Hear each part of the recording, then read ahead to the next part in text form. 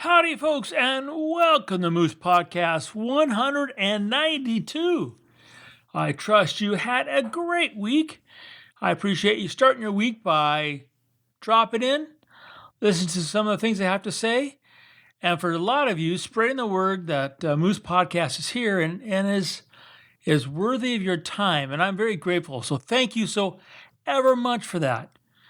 Also want to thank my good friends at Bedford Camera, bedfords.com. They seem to be on overdrive lately. I know they just started getting out a whole bunch of pro-grade CF Express cards. It's amazing to me how much they get in, how much they get out, making it possible for us to do what we do and to follow our passions as photographers. So thank you, Bedford's Camera. Make sure you head to their website, or when you give them a call or you go to the store, you ask for that Moose discount. It's worth your time. And of course, if you're doing out-of-state orders, you probably won't be paying sales tax. And orders over $99, no shipping. Great people. Thank them for sponsoring the Moose Podcast and all they do to keep us in the field. Well, let's get right to this week's topic. How many does it take? So I've had a couple interesting comments, and it took me a while to actually, for them to sink in what was going on, to come up with, what I want to talk about this week. It started about 10 days ago when I posted a photograph of our red-breasted nuthatch nest.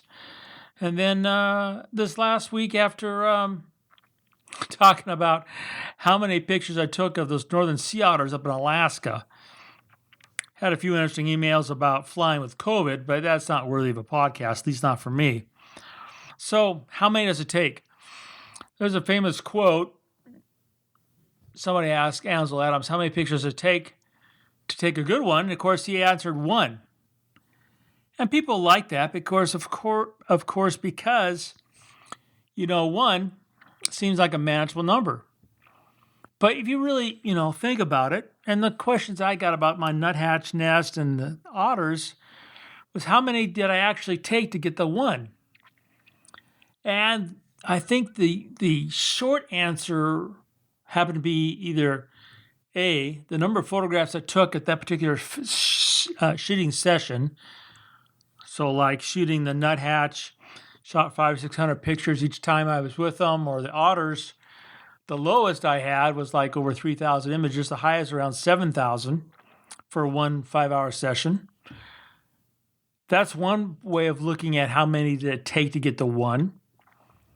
You could look at the overall scenario with the nuthatch over, 2,000 images. The the otters over 13,000 images. But when it comes to answering that question, I don't think the answer is a number of clicks, a number of images ingested, a number of images that were filed for that particular photograph. We'll just pick on the otters for the moment. Because, I could say that I shot X amount of thousand over the time I was in Alaska, shooting out that week. But in all honesty, that one photograph that I really like, and at this point I haven't picked out one, doesn't come from that one session. It comes from, in fact, all sessions, not just all otter sessions I've had since, Sharon and I are trying to figure it out. It's probably, the first time I actually went after otters. I know I didn't get any pictures, which of course for me fueled the fire. But the first time I probably was, thinking about otters was probably 1979, maybe 1980. So then if you look at that question, how many it take to get that one shot, it's not actually images, it's, in this case, years. Now there's when I go out shooting and I have folks with me on a wildlife adventure or a landscape shoot, and they say, I've already got that shot.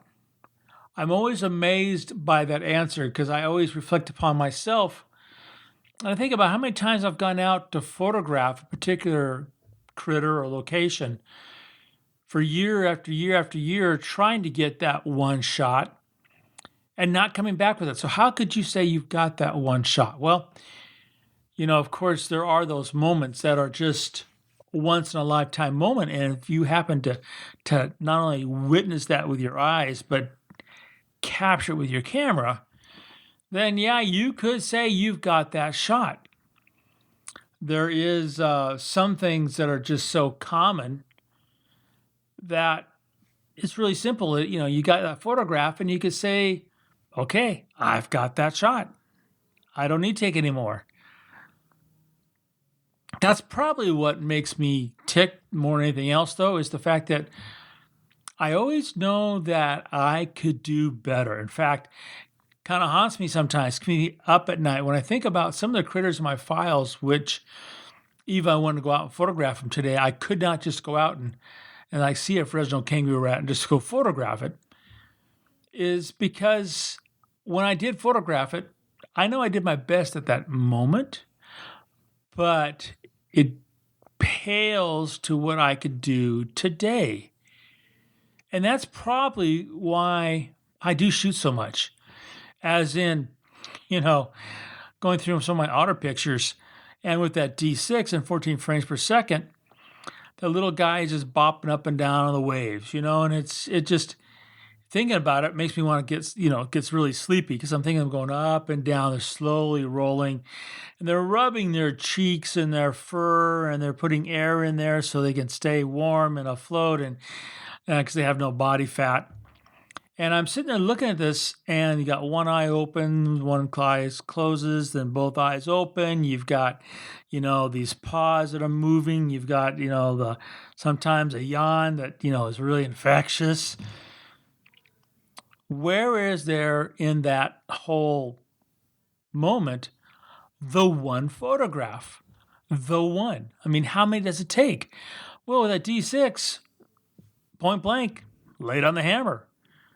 I just went, boom. I did it more than once. And that's because that one photograph that you want to have to share with everybody else to get them infected in that great moment that you had, and you're so lucky to sit there and witness, what's all wrapped into it. In this particular case with the otter, there's not just the facial gesture, there are all the highlights in the water, which are changing every millisecond as the sea rolls up and down and undulates and reflects clouds or rocks or other otters, and all those reflections make the water look really busy or super clean or super inviting or so many different things that one shot, it might require that 14 frames in 1 second. If you think about that, right? So, the D6 is taking 14 frames a second. I mean, just, and high-speed cameras take a whole lot more than that in just a second.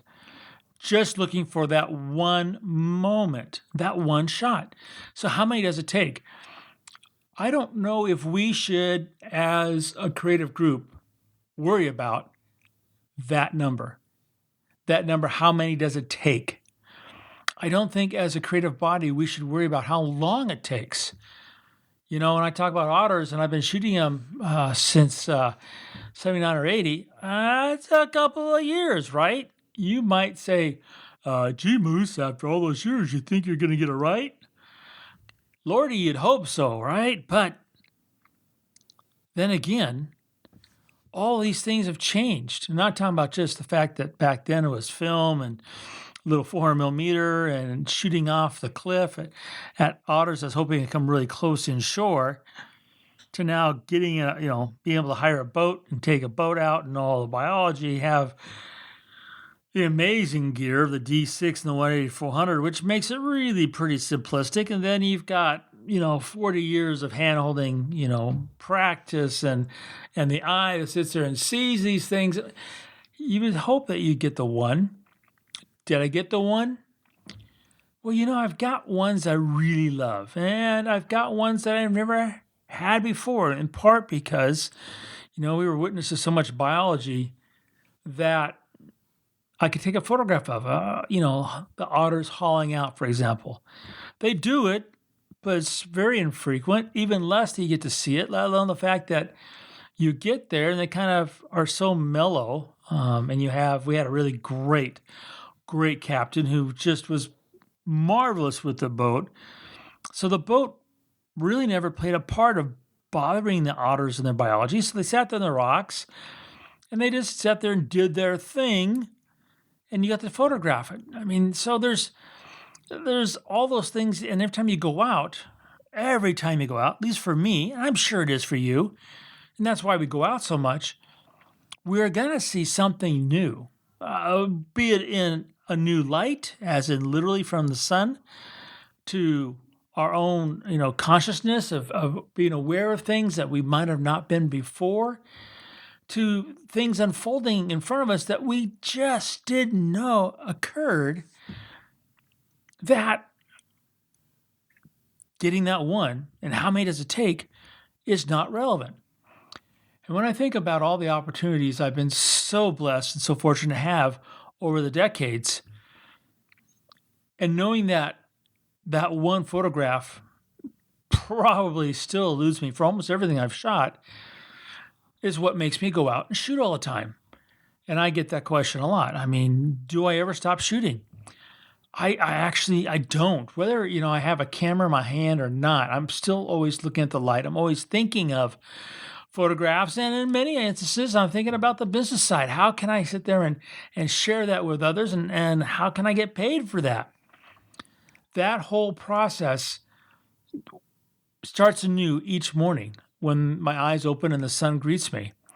It's, what can I sit there out and see today with that camera to capture that one? And of course, that one, why is it just one? Have you ever asked yourself, why is it just that one? Well, we probably have that answer now more than we had before in the past. And that's because that thing called, like Instagram or Facebook or Twitter, where we put out just that one photograph. Yeah, all those mediums, you can put up many photographs, right? But most of the time, it's just the one. And then you sit there and you look at your photographs and you got to say, okay, I need to select the one to put out there that I'm hoping is going to garnish the likes, the loves, whatever. But it comes down to that one. So how many does it take to get that one? Well, Ansel's answer was accurate. It just takes that one. But what's leading up to that one, that could be, in my case, 3 million images. Because I know that as a photographer, I'm at my best today, better than I was before, including yesterday. So then whatever I took in the past, in theory, might not ever be as good as what I take today because of all those experiences in life and camera gear, and what the world offers will be better. So then you get it. The one. How many does it take? Perhaps the better question is, will I ever get it? And not in a negative way, but in a positive way. Will I ever get it? Because there's the challenge. There's the challenge that lies before all of us as photographers to get that one. And, I've done podcasts in the past, and it's just as relevant now. Who makes the judgment call that this is the one, right? Is it us? Is it our community? Is it our tribe? Who makes the call that says, oh, that's the one? And then if you ever did get the one, then what? Are you done? Are you finished?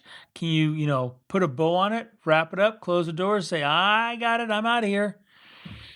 Yeah. How many does it take? I don't know we ever have that answer till the very end.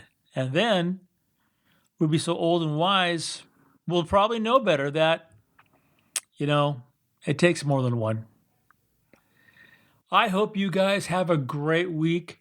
I hope you're out there shooting. Our nuthatch nest, I think, wrapped up finally. I've got grosbeaks warming up, though, and some other critters. So I'm out there looking, and hope you're out there looking and shooting, sharing those photographs. And remember, every time that camera goes click, Make it your story.